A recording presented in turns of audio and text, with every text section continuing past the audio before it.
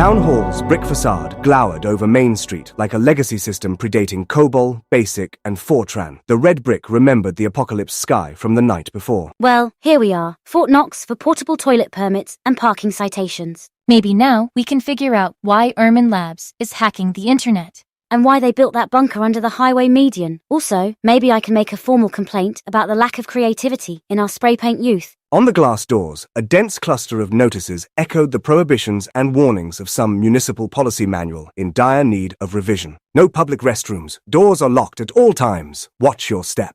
The doors were, of course, propped wide open with a recycling bin. Noobs. Inside, the lobby's terrazzo floor hosted a series of lines and instructions for how to get lost. A sagging ficus tree, a dry water fountain, and a dormant metal detector pretended to be waiting for purgatory. A bold line preventing farther exploration into a maze of back hallways stated, "Do not cross without proper authorization."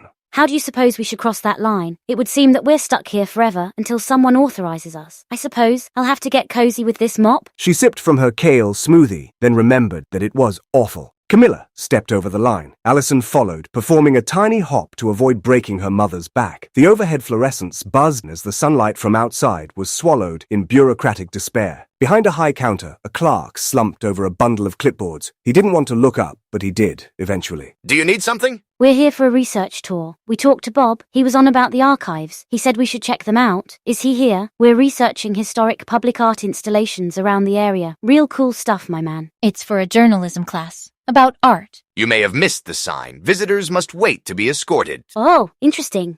The clerk stared at them a moment longer, trying to keep his eyes focused on the polite parts of conversation. Allison took another sip of her smoothie, forcing down a wince. Journalism class, huh? All right, take the elevator to the basement. Knock yourself out. Thanks. Tell Bob we said hi. The hackers moseyed past a placard that read, "Authorized personnel only," onto the elevator. They ignored the sign stating that no one should use the elevator without proper training certifications, and they certainly didn't obey the sign stating that pressing elevator buttons was restricted to town employees only. I suppose that means we're town employees now. I hope we get a good insurance plan. In the basement, the hallway stretched like a low-res dungeon crawler. Yellow floor tape led obediently toward the archives, which were also labeled as restricted. A printed note taped underneath the archive's room number read, "Ask before entering." Okay, I'm asking. Permission approved. The archives room was a metal forest of shelving, sagging boxes, and binders labeled in fading marker. Sewer 1951, Zoning Board 1973-79, Storm Drain Improvement, a dusty copier hunched near the door, bracketed by signs. Do not run, do not copy restricted documents, report all duplications to clerk for or equivalent on weekends. You think anyone's reported a duplication since, 1992? Camilla drifted along the shelves, fingertips grazing the spines of record books in dusty covers. Allison skimmed labels out loud. Pothole complaints, 1946. Christmas decorations permits, East. Metric threshold guidelines for standard unit measure transition. These things are from the golden age of paperwork. Can you imagine filling out forms in hard copy, submitting them, and then waiting for some desk monkey to write you a denial letter 3 weeks later? Look for highway beautification or something. I'll bet Ermin Labs hides their shenanigans under legitimate shelves.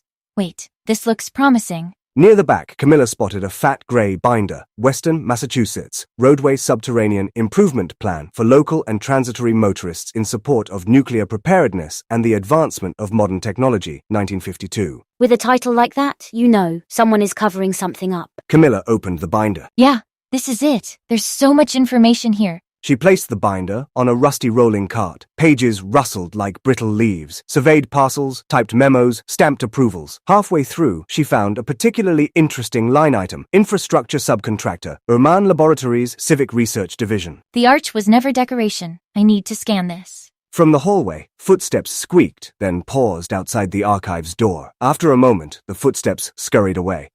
Should we worry about that? Camilla, fully ignoring Allison, flipped to the schematics section of the binder, where little black ink drawings outlined what would become the median and its hidden substructure. She scooped a handful of key pages, hustled to the copier, and slammed them on the plate glass. Sign says we need to fill out a form before using that thing. Sign also says do not run. She jabbed start. Okay, I'll stash these originals somewhere. It needs to be somewhere obvious, but not obvious. How about that snail mail room we saw on the way in? No one is going to be checking that place anytime soon. The adjacent mailroom was lined with rows of steel slots and illuminated by the last incandescent bulb in the state. Most of the mailboxes held a polite layer of yellowing envelopes. One slot bulged with geological strata of unopened communications. Who's Councillor Gary J. Draper? Sounds like a stodgy old solicitor who says things like, well, I never... He's a person of no interest who absolutely does not check his mail. Camilla slid the binder into Gary's overfed slot, ramming it past years of unanswered memos until it vanished from sight. Muffled radio chatter and heavy footfalls echoed from the stairwell. I think the jig is up. Someone knows we're down here. Yeah, let's get the rock out of here.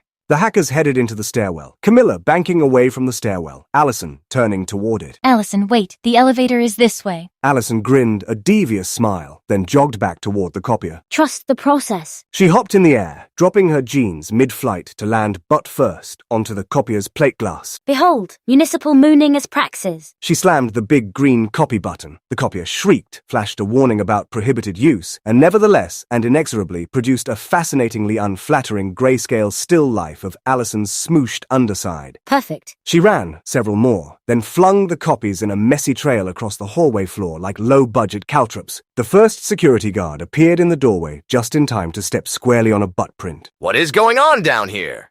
I'm confused and suddenly angered by this unexpected distraction. My fellow guard, we should get agitated and pursue whomever we find loitering in this labyrinthian hallway that we tend to avoid and ignore, for the obvious reasons that very few people visit with any regularity or notable frequency. Hey, this abstract photocopy of something I can't quite understand is abuse of government property. I'm furious and suddenly angered myself, but for different reasons. Time to roll. Camilla and Allison bolted past the do not run sign, then hurdled the do not cross tape. Hey, oh dang, I just stepped on another unsanctioned photocopy. What is this? My fellow guard, I believe that is a poor quality facsimile of a rear end.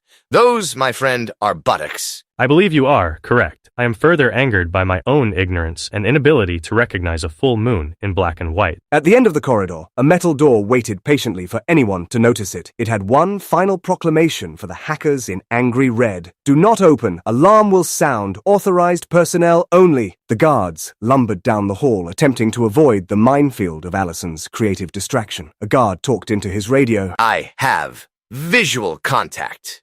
2 female suspects. Basement level subsection, Papa Foxtrot, section EI, branch F, heading east toward the .com expansion, with speed aplenty and plumb full of vigor. Allison planted her hand on the push bar. Camilla's fingers hovered inches away. On 3? The guards came into focus, just in time to see their quarry framed by the forbidden exit. 3. Will that door spill our hackers into cold February air and a clean getaway, or drop them deeper into the ermine-tainted guts of Townhall? Will the alarm wail loud enough to turn Northampton's permit palace into a hornet's nest of clipboards and questions wrapped in forms and processes? And did those butt-print manifestos just make Allison the city's most notorious performance artist? Will anyone recognize her in those black and white matte photocopies strewn across the labyrinth? Stay tuned to find out whether the next sound you hear is freedom, inevitability, or the long draw of bureaucracy.